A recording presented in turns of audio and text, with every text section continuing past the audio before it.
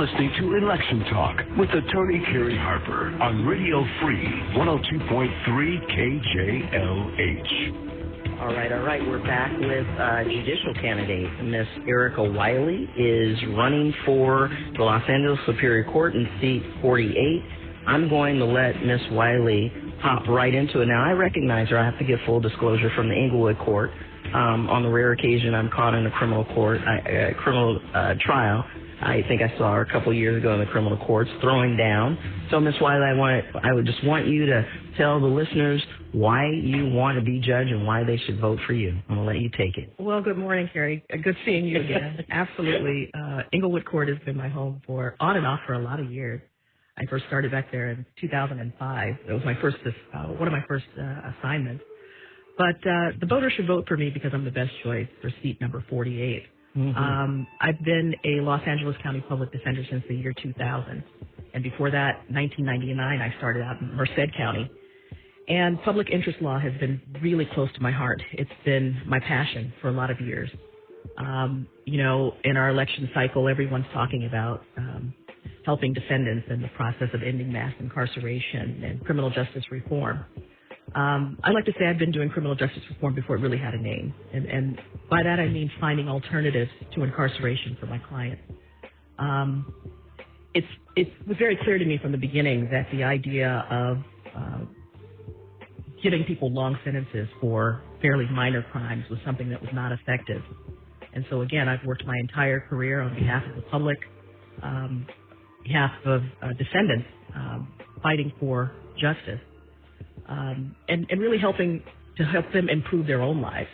My background is that I'm here from Los Angeles, raised by a single mother of 6 kids, and she really poured a lot into her kids and put into me the idea that I had to be a pivotal part of my community, and so I really respect my mom for that. And my undergrad, I went to Fisk University, a historically black college. University of Cincinnati is where I got my law degree and started off and have continued my career as a public defender since 1999. So I'm very proud of that. Handled thousands of cases, more than 100 trials in my career. I worked as a supervisor in my office for a short time, but my passion was being in the courtroom every day, and that's what I've been doing every day, fighting for individuals. I'm running for judge now because I can see that there's been a change in our criminal justice system. The one that I mentioned, the fact that our voters, legislatures believe that there needs to be a change, that mass incarceration hasn't worked. I wouldn't have considered being a judge 10 years ago. Mm-hmm. Laws like the 3 strikes laws, harsh sentencing schemes, really handcuffed judges who wanted to do what needed to be done for our community, which was to give second chances and to look at community-based organizations as an alternative to incarceration. But those laws have been softened a bit, and it's my time to expand the work that I've been doing for 25 years from the bench. Mm-hmm. What do you think about the enhancements and some of the different, there are a lot of changes, positive changes that D.A. Gascon instituted when he came into the office, and that was met with a little bit of controversy from the line deputies, a little to say the least. What do you think about some of those changes? Well, I think that it's a recognition of the fact that what we've been doing for many years was not working. It was a necessary change. Mm-hmm. It's a recognition of the fact that locking someone up for minor crimes and expecting them, now having been released with the collateral consequences of having been convicted, the fact that they're a felon, that they can't get a job, that a lot of times they can't get housing, and expect them to just turn it around, right, to do better at that point has been a failed policy and completely ineffective. So I think that the changes have been necessary and that the numbers bear out that the changes have been effective in creating public safety and decreasing recidivism. They're a felon and can't get a job, but they can run for president, right? There you go. Right. Okay. There you go. I digress. So, with regard to some of the enhancement you're speaking of, you've been met with a lot of pushback from the line DAs with regards to some of those enhancements, yes? Well, I think that some of the line DAs who have the history of doing things a certain way, believing that the law as it had been written was the way things should go. Their discomfort with the change.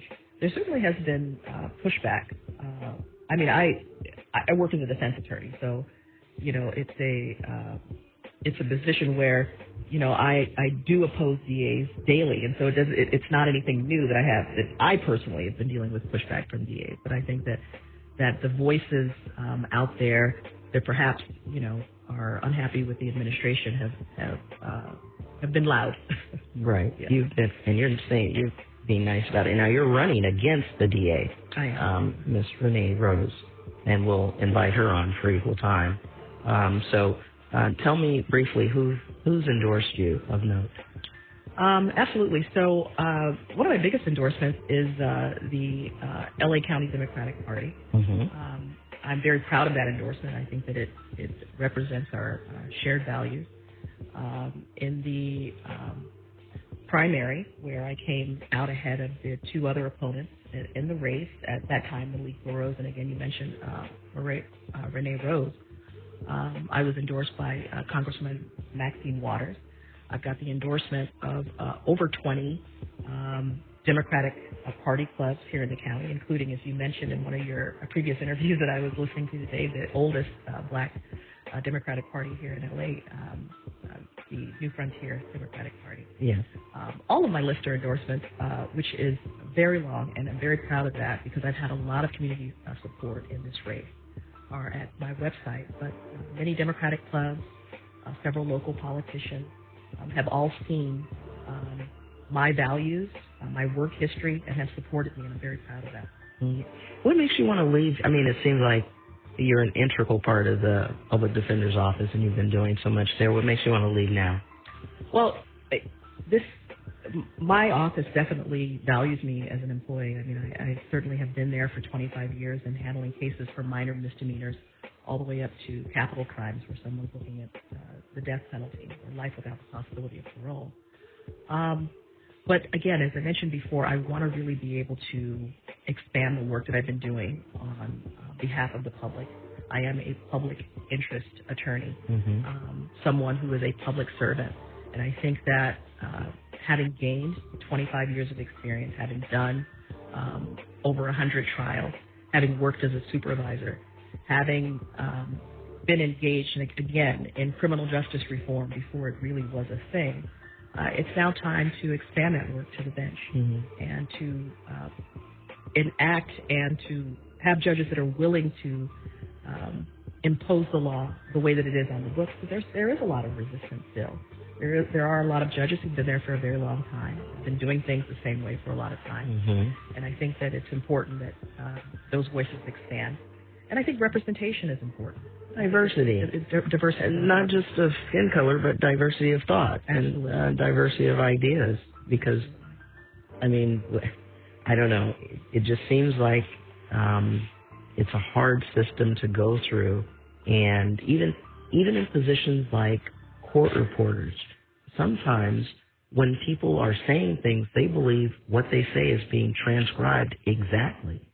But if you get a court reporter who hasn't heard certain things or dialect, they may not transcribe things exactly, right? I mean, I give a lot of respect to our court reporters. I mean, as you know, from being a trial lawyer, trial and what happens in court is an emotional situation in a lot of cases. And the vast majority of court reporters I've dealt with are expert at their job. Sure. But they're human beings. Sure. Sometimes critical things have been missed. I've seen that over the years, but I think for the most part, I give them all the respect because they absolutely do an excellent job. And this is from someone who has hearings on a regular basis, reviews the transcript of court reporters. It's fairly accurate. And I didn't want to call into question that happens a lot, but I was just thinking that I had an incident where there was the N-word was used by one of the witnesses, but the court reporter was putting an ER at the end when that wasn't actually what that person was saying. They were putting an A at the end. I don't want to get into your time, but it's always important to invite different ideas and diversity into the court and position. You say diversity. I mean, that's definitely like a cultural issue, because you and I know the difference between an ER and an A. It makes the difference when they're reading things back, and the judges make the difference. What would you say is your strongest attribute to being that the voters should know for you to be elected to the bench? I'd say that the fact that I have been a part of this community my entire life, that I've seen all aspects of the community,